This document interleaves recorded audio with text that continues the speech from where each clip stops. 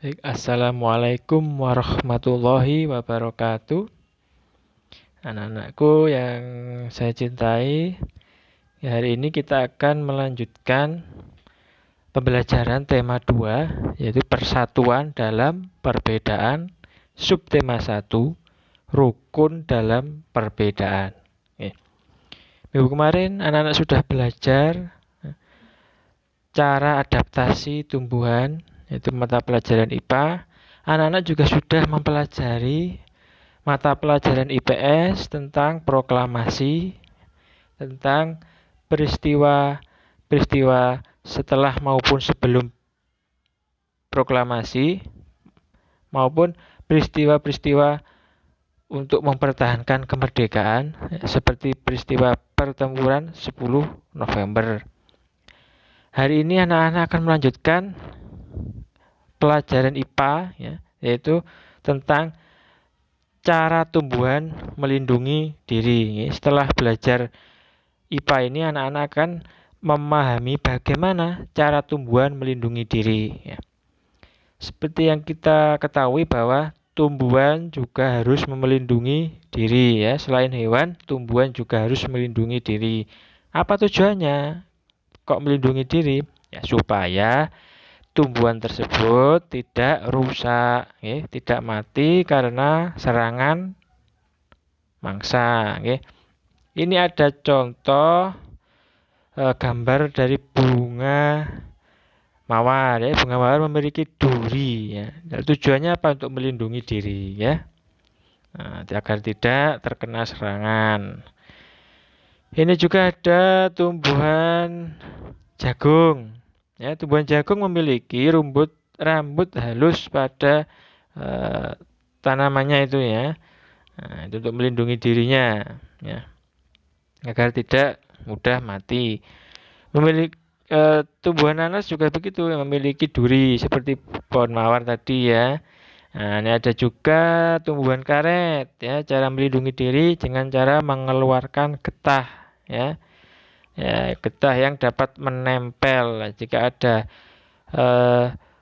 ada makhluk hidup yang mendekati pohonnya itu, maka dia akan tertempelkan di batangnya itu, untuk melindungi dirinya, seperti pulut kalau bahasa Jawanya, pulut, getah karet.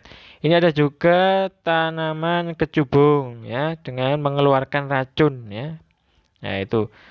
Jika ada makhluk hidup yang mendekat mau menyerang, maka tanaman kecubung mengeluarkan racun, untuk melindungi dirinya terhadap kemungkinan serangan-serangan dari luar, Itulah contoh, anak-anak, bagaimana tumbuhan melindungi dirinya, Selain ini kita juga belajar PPKN, tentang nilai-nilai persatuan dalam perbedaan di lingkungan sekolah, Saya ulangi lagi, berulang kali saya katakan bahwa Pancasila itu tidak hanya berupa kata-kata saja, tidak hanya dihafalkan saja, tetapi diterapkan atau dilakukan, dalam kehidupan sehari-hari. Jadi apapun yang Anda lakukan, anak-anak, harus sesuai dengan sila-sila Pancasila,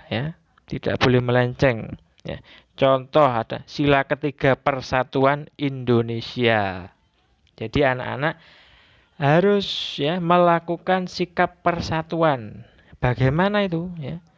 Dengan cara memelihara atau memupuk sikap peduli, peduli terhadap apapun saja yang ada di sekolahan, Terus juga toleransi itu kepada sesama makhluk hidup, sesama manusia kita harus toleransi atau saling menghargai, saling menghargai satu sama lain. Ada beda agama, beda suku, beda budaya, itu sudah biasa, anak-anak, Kita harus saling menghargai, Dengan saling menghargai itu kita maka akan saling rukun dan tercipta kehidupan yang damai, kehidupan yang adil, kehidupan yang sejahtera, ya.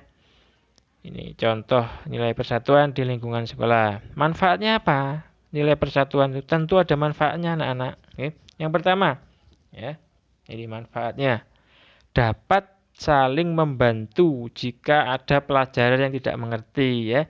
Anak-anak dari kelas 5 sudah saya latih untuk saling membantu dalam kerja kelompok. Makanya anak-anak saya bentuk kelompok-kelompok. Tujuannya apa? Agar tercipta sebuah kerukunan, agar tercipta sebuah persatuan, ya. Anak-anak dapat belajar bersama dalam satu kelompok itu. Jika ada yang tidak mengerti, salah satu anak dapat mengajari temannya yang belum mengerti dan sebaliknya, ya. Nah, itu manfaatnya. Suasana belajar di kelas menjadi nyaman. Jadi anak-anak jika menerapkan sila ketiga ini, maka suasana di kelas menjadi nyaman, aman, dan damai. Yang ketiga, persahabatan akan semakin erat, ya. Jika anak-anak menerapkan sila ketiga dengan sikap bersatu, rukun, maka persahabatan akan semakin erat, tidak ada perkelahian, tidak ada permusuhan, ya. Kita hidup damai, adil, sentosa bersama-sama, gotong royong, ya. Yang keempat, membangun kekompakan, ya.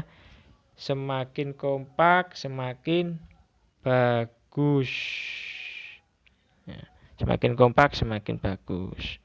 Nah, ini pelaksanaan nilai-nilai persatuan dalam perbedaan di lingkungan masyarakat, ya. Tadi di lingkungan sekolah, sekarang di lingkungan masyarakat. Apa aja itu? Yang pertama, kita harus bersikap peduli, ya, sama dengan yang tadi. Di masyarakat juga kita harus peduli. Ini ada gambar, ini kepedulian anak-anak dalam membersihkan, ikut kerja bakti. Ini contoh dari sikap persatuan, ya. Ini gambarnya. Yang lain, kita juga harus membantu tetangga atau kawan kita yang memerlukan bantuan, meskipun berbeda suku, meskipun berbeda agama, ya. Seperti saat ini kan lagi situasi pandemi COVID-19 yang sangat membuat masyarakat menjadi kesulitan, ya.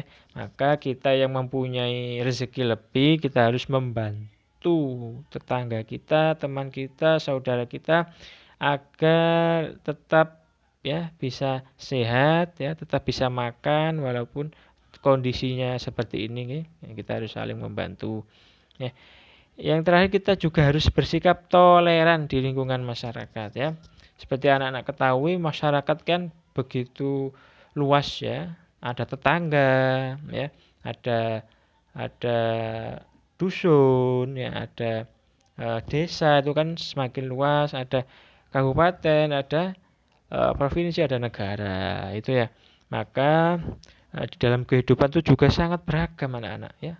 Agamanya warga itu banyak, ya, tidak hanya Islam, ada yang Kristen, ada Buddha, Hindu. Sukunya juga tidak dari Jawa saja, ada yang pendatang dari Kalimantan yang tinggal di sini, ada pedagang, ada pendatang dari Papua yang tinggal di sini, ada yang dari suku-suku yang lain, ya. Budayanya juga berbeda. Kalau kita kan budayanya budaya santun, budaya ramah, budaya yang baik-baik itu ada di kita, insya Allah, ya. Kita harus saling toleransi satu sama lain, ya. Manfaat yang diperoleh, ya, kehidupan akan aman, tentram, damai, tentunya, ya, ya. Yang kedua, masalah cepat selesai. Kalau kita hidup rukun, bersatu, kan masalahnya cepat selesai. Kalau ada masalah, cepat dimusyawarahkan. Yang ketiga, lebih banyak pendapat yang disampaikan ketika bermusyawarah, ya. Semakin banyak pendapat, itu semakin bagus, ya. Kita saling toleran terhadap pendapat orang lain, ya. Seperti itu anak-anak. Selanjutnya kita juga akan belajar, ini pelajaran SBDP, seni budaya dan prakarya. Ini tentang tarian tradisional. Ada tari tunggal. Ada tari tunggal, ada tari berpasangan, dan tari kelompok. Ya, ini ada tari tunggal contoh. Ini tari pendet dari Bali ini, ya. Ini gambar tari pendet. Nah, tari tunggal itu tari yang dilakukan oleh satu orang penari. Jadi cuma satu, ya, anak-anak. Penarinya cuma satu, ya. bisa membentuk pola lantai, horizontal, vertikal, diagonal, dan lain-lain. Ini ada tari berpasangan anak-anak. Tari berpasangan contoh ini apa? Tari topeng ya. Tari berpasangan ini. Berpasangan itu bisa dua, ya, dua orang berpasangan, bisa empat ya. Nah, ini. Ada juga tari berkelompok. Nah, ini tari yang dilakukan oleh banyak orang ya. Bisa 6, bisa 8 ya. Ini ada tari kipas. Nah, ini tari yang berkelompok. Yang kemarin anak-anak tampilkan pada saat wisuda kemarin juga tari berkelompok ya. Nah, ini contohnya ya. Bisa dipelajari sendiri nanti ya di tema 2 subtema 1 ya. Itulah anak-anak yang dapat saya sampaikan ya. Bisa dipelajari sendiri, tetap semangat belajar ya. Saya akhiri, Assalamualaikum warahmatullahi wabarakatuh.